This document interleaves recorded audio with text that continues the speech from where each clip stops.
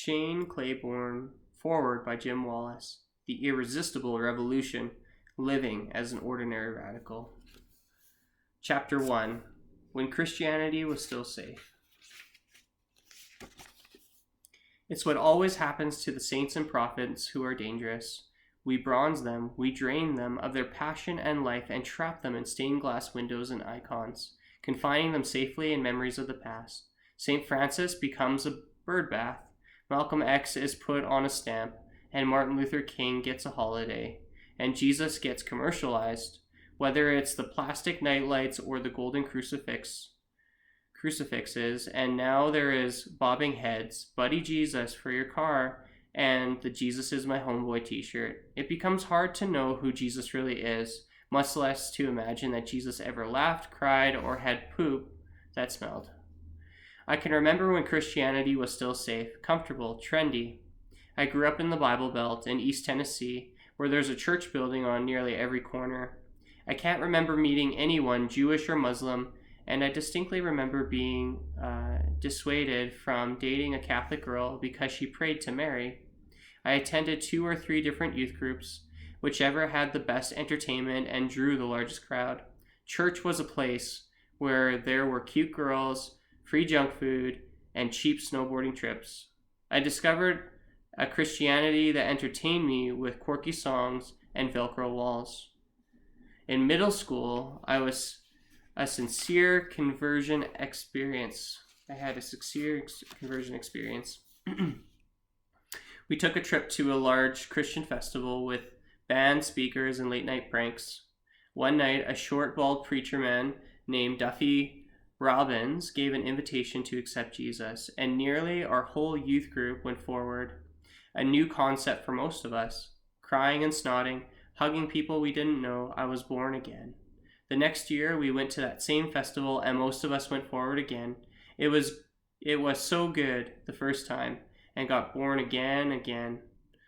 In fact, we looked forward to it every year. It must have gotten born again 6 or 8 times, and it was great every time. I highly recommend it. But then you start to think there must be more to Christianity, more than just laying your life and sins at the foot of the cross. I came to realize that preachers were telling me to lay my life at the foot of the cross and weren't giving me anything to pick up. A lot of us were hearing, don't smoke, don't drink, don't sleep around, and naturally start asking, okay, well, that was pretty much my life, so what do I do now? Where the dues? And nobody seemed to have much to offer us. Handing out tracts at the mall just didn't seem like the fullness of Christian discipleship. Not to mention, it just wasn't as fun as making out at the movies. I was just another believer. I believed all the right stuff, that Jesus is the Son of God, died and rose again. I had become a believer, but I had no idea what it meant to be a follower. People had taught me what Christians believe, but no one had told me how Christians live. Spiritual bulimia. So as we do in our culture, I thought perhaps I needed to buy more stuff, Christian stuff. Luckily, I found an entire Christian industrial complex ready to help me with the Christian music, bumper stickers, t-shirts, books, and even candy. Testaments, like mints, like mint candy. Dead serious, mints with a Bible verse attached, candy with a Christian aftertaste. They had a list of bands and the Christian alternatives to them, so I got rid of all my old CDs. And I must confess, I was a bit disappointed by the Christian counterfeit, who could compare to Guns N' Roses and Vanilla Ice. And I bought books, devotionals, t-shirts. I developed a common illness that haunts Western Christianity. I called it spiritual bulimia. Bulimia, of course, is a tragic eating disorder, largely linked to identity and image, where folks consume large amounts of food but vomit it up before it has a chance to digest. I developed the spiritual form of it, where I did my devotions, read all the new Christian books, and saw the Christian movies, and then vomited information up to friends, small groups, and pastors. But it had never had the chance to digest. I had gorged myself on all the products of the Christian industrial complex, but was spiritually starving to death. I was marked by an overconsumptive but malnourished, spiritual, suffocated by Christianity, but thirsty for God. It was Mark Twain who said, "It's not the parts of the Bible I don't understand that scare me, but the parts I do understand." I don't know if you've read the Bible, and if you haven't, I think you may be in a better place than those of us who have read it so much that it has become stale. Maybe this is why Jesus says to the religious folks, the tax collectors and the prostitutes are entering the kingdom of God ahead of you. Matt 21:31.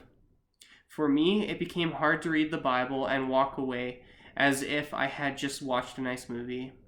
Jesus never seemed to do anything normal. How about the fact that his first miracle was the old turning water into wine thing that kept the party going? Not a miracle that would go over well in some Christian circles. And there's that time Jesus' friends leave him on the shore. If we had been Jesus and been in Jesus' shoes, some of us might have yelled for them to come back. Others might have jumped in the water and swum out to the boat. But Jesus just steps on the blessed water, Matthew 14:22-26. That's nuts. It scares his friends to death, or takes healing a blind person, for instance. I've seen people gather around and lay hands on the sick. Others anoint people with oil. But when Jesus wants to heal a blind guy, he picks up some dirt off the ground, spits in it, and then wipes it on the dude's eyes, John 9:6. That's weird. No one else did that. Can you imagine the other religious leaders? Rabbi, could you hack me up a holy loogie? Not a chance. No one else did stuff like that. Only Jesus would be crazy enough to suggest that if you want to become the greatest, you should become the least. Only Jesus would declare God's blessing on the poor rather than on the rich, and would insist that it's not enough to love just your friends. I began to wonder if anybody still believed Jesus meant those things he said. I thought if we just stopped and asked, what if he really meant it? It could turn the whole world upside down. It was a shame Christians had become so normal. Jesus wrecked my life. I know there are people out there who say, my life was such a mess. I was drinking, partying, sleeping around, and then I met Jesus and my whole life came together. God bless those people, but me, I just had it together. I used to be cool, and then I met Jesus and he wrecked my life. The more I read the gospel, the more I messed up, turning everything I believe in, valued, and hoped for upside down. I'm still recovering from my conversion. I know it's hard to imagine, but in high school, I was elected prom king. I was in the in crowd, popular, ready to make lots of money and buy lots of stuff, on the upward track to success. I had been planning to go to med school, like a lot of folks. I wanted to find a job where I could do as little work as possible for as much money as possible. I figured anesthesiology would work, just put folks to sleep with a little happy gas and let others do the dirty work. Then I could buy lots of stuff I need. The American dream. But as I pursued the dream of upward mobility, preparing for college, things just didn't fit together. As I read scriptures about how the last will be first, I started wondering why I was working so hard to be first. And I couldn't help but hope that there was something more to life than pop Christianity. I had no idea what I should do. I thought about leaving everything to follow Jesus, like the apostles, and hitting the road with nothing but sandals and a staff. But I wasn't sure where to pick up a staff. There were plenty of folks talking about the gospel and writing books about it, but as far as I could tell, living out the gospel had yet to be tried in recent days. So, youth group got a little old. The songs got boring, the games grew stale, and I found other places to meet fine women. I wasn't sure the church had much to offer. Of course, I didn't dare stop going to church, convinced that going to church is what good people do, and I didn't want to become like those people who don't go to church, heathens. So I sucked it up and went every week, often cynical, usually bored, but always smiling. All the youth used to sit in the back row of the balcony, and we'd skip out on Sunday morning to walk down the convenient mart for snacks before slipping back into the balcony. I recall thinking that if God was as boring as Sunday morning, I wasn't sure I wanted anything to do with him. And I remember joking with friends that if someone had a heart attack on Sunday morning, the paramedics would have to take the pulse of the half the congregation before they would find the dead person. Yes, inappropriate, but funny. And I'm not sure it was far from the truth. A solemn deadness haunted the place. I learned in confirmation classes about fiery beginnings of the Methodist Church and its signature symbol of the cross wrapped in flame of the Spirit. Where had the fire gone? I learned about John Wesley, who said that if they didn't kick him out of town after he spoke, he wondered if he had really preached the gospel. I remember Wesley's old saying, "If I should die with more than 10 pounds, may every man call me a liar and a thief. For he would have betrayed the gospel." And then I watched as one of the Methodist congregations I attended build a $120,000 stained glass window. Wesley would have not been happy. I stared at that window. I longed for Jesus to break out of it, to free himself, to come to rise from the dead again. Sorry, it's just touching my heart in a really good way. Jesus freak. Then a couple of new kids transferred to our high school, and I heard a few rumors about them. They were from a charismatic, non-denominational congregation that was much more radical than the United Methodists. They spoke in tongues and danced in the aisles. All right, I must admit, something in me was secretly fascinated. I wanted to see a passion, but, of course, I dared not admit my interest and join my other friends making weird looks and cult jokes. So one day, in the lunchroom, I was talking with some of my Methodist friends when we saw the 2 new students in the cafeteria, and I was commissioned, dared, to go sit with them and ask them about speaking in tongues. As all my friends looked on, snickering, part of it was in jest, but there was another part of me that was intensely curious. Looking back, it's amazing they even gave me the time of day. But like good evangelicals, they invited me with open arms to worship with them, and I went. I quickly grew to admire their reckless, unguarded worship. And I met people who lived like they believed in heaven and hell, who cried out and worshiped like they were actually encountering God. Before long, I ended up joining that congregation. I became a Jesus freak. I tried to convert anybody from heathens to pastors. I organized the See You at the Pole meetings at our school, where hundreds of us met at Flagpole to pray, committed to bringing prayer back into the public schools. I was passionately pro-life and anti-gay, and I tore apart liberals. I helped organize the local bush quail campaign, running around slapping bumper stickers on cars, whether its owners wanted them or not. Nobody could stop us Jesus freaks. I went to the malls to do goofy skits and hand out religious tracts to try to save the innocent shoppers from the fires of hell. To this day, I have a certain respect for those religious fanatics who stand on the street corners. At least they have a sense of urgencies and passion and live as if they are saying it's true. Live what they're saying is true. It was awesome being a Jesus freak, and I did it for almost a year, but the fiery newness of it died out, and when they actually let us pray in school, it sort of lost its glamour. I saw the messiness of church politics and egotism. I was driven mostly by ideology and theology, which isn't very sustainable, even if they're true.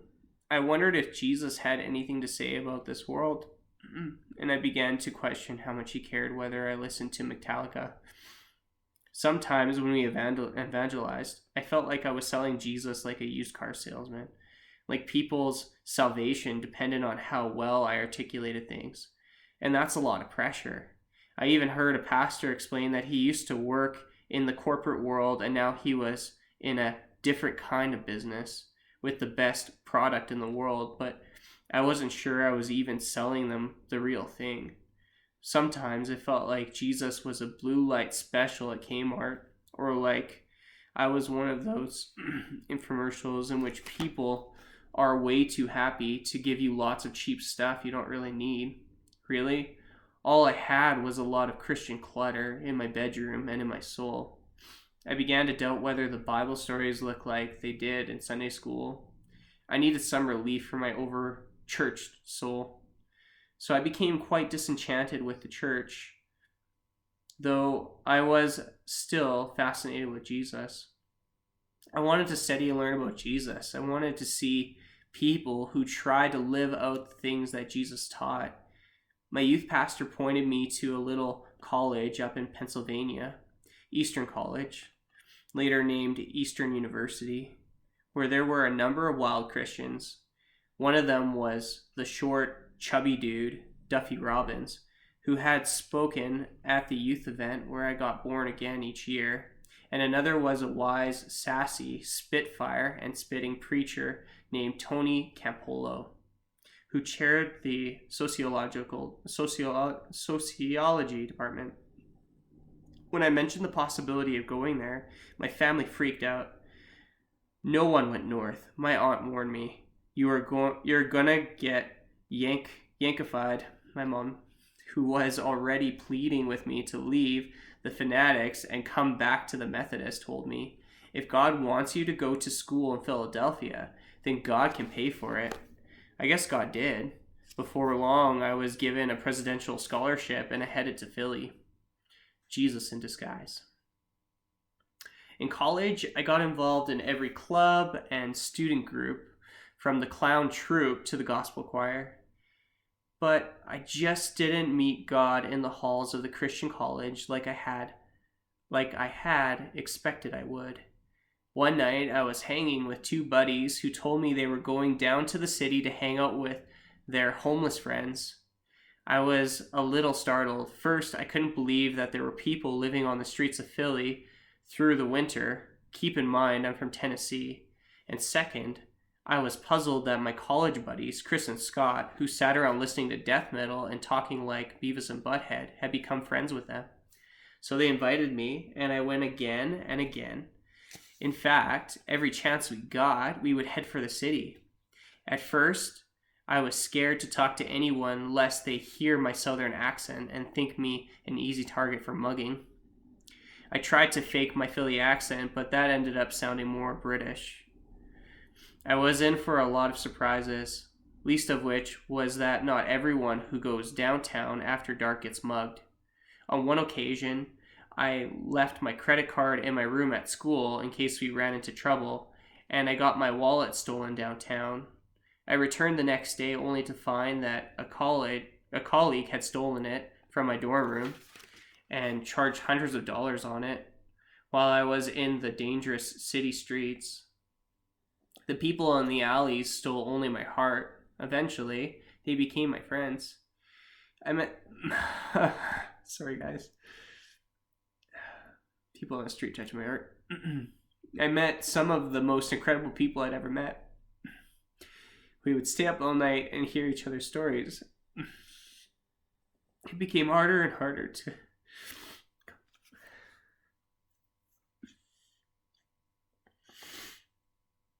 Thank you, Jesus.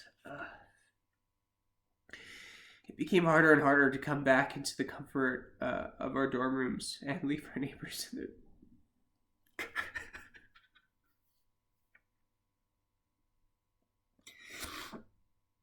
Oh. I'll read that again. It became harder and harder.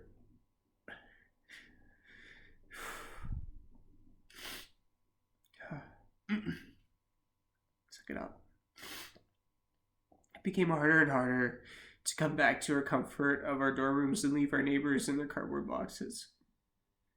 And to talk about loving our neighbors ourselves in New Testament classes.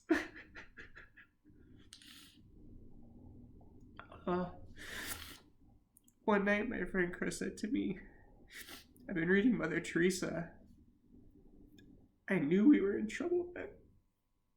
He continued, she says that we can't understand the poor until we begin to understand what poverty is like.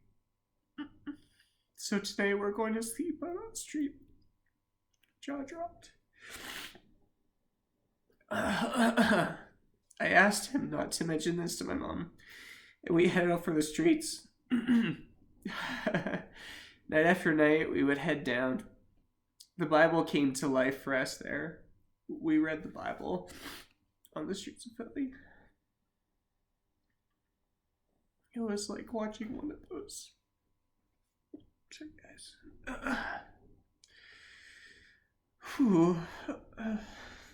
It's a good book.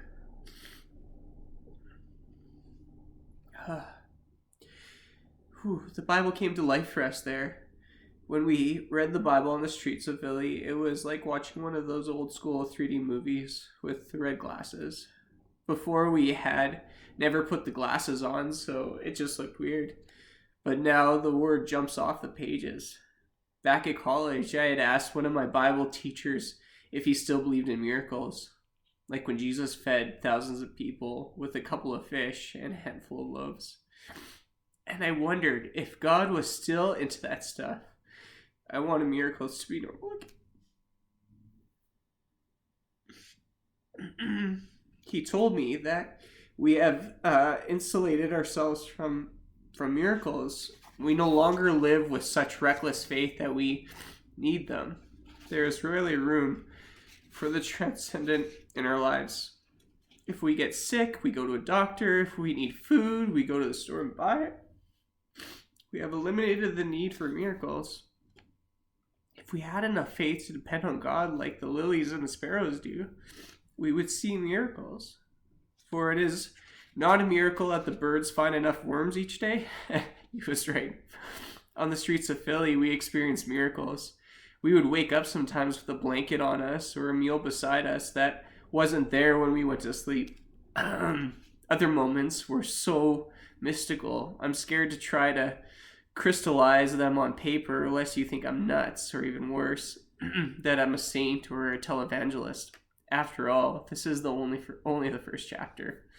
It's enough to say I just wanted to be safe for God to trust with those little secrets that God seemed to reserve for the weak and the destitute. We read in the scriptures that God says to take good care of strangers, for we could be entertaining angels without knowing it. Hebrews 13 verse 2. And I really think I saw angels and demons. One night, we met a precious, fragile old woman who looked just like a granny about to pinch our cheeks. As we walked by, she began whispering, "Jesus is dead, Jesus is dead," louder and louder, until it became chillingly eerie. At a loss for words, and taken a little off guard, we just began quietly humming the tune of old worship song. She put her hands on her ears and began shaking her head. Her whole body began squirming, as if we were running our fingernails down a chalkboard. She rocked back and forth, shouting, "Get away from me! Get away from me!" And then she scurried down the street with her hands on her ears. I didn't even know if I believed in angels or demons, but I had the distinct sense that we were encountering them. They just look so much different than they do in the horror movies and Hallmark cards. At first, the supernatural was hard to recognize. I began to realize that the transcendent comes in many forms. Perhaps the devil is just as likely to wear a three-piece suit as to have horns and a pitchfork, and perhaps the angels look more like the bums in the alley than like feathered and white babies. I saw one woman in a crowd as she struggled to get a meal from one of the late-night food vans. When we asked her if the meal were really worth the fight, she said, "Oh yes, but I don't eat them myself. I get them from another homeless lady, an elderly woman around the corner who can't fight for a meal." I saw a street kid get $20 panhandling outside a store and then immediately run inside to share it with all his friends. We saw a homeless man lay a pack of cigarettes in the offering plate because it was all he had. I met a blind street musician who was viciously abused by some young guys who would mock her, curse her, and one night even sprayed Lysol in her eyes as a practical joke. As we held her that night, one of us said, "There are a lot of bad folks in the world, aren't there?" And she said, Oh, but there are a lot of good ones too. And the bad ones make you. And the bad ones make you, the good ones, seem even sweeter. We met a little 7-year-old girl who was homeless, and we asked her what she wanted to do when she grew up. She paused pensively and then replied, I want to own a grocery store.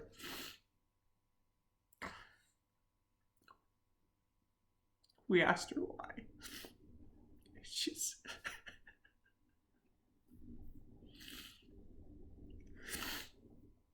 We asked her why, and she said, so I can give out food to all the hungry people. Mother Teresa used to say, in the poor we meet Jesus, in the most distressing disguises. Now I knew what she meant. I found that I was just as likely to meet God in the sewers of the ghetto as in the halls of academia. I learned more about God from the tears of homeless mothers than any systematic theology ever taught me. Oh man. Let's see, chapter 1. Ooh. I've got tears. It's a really good book. It's really good. Oh.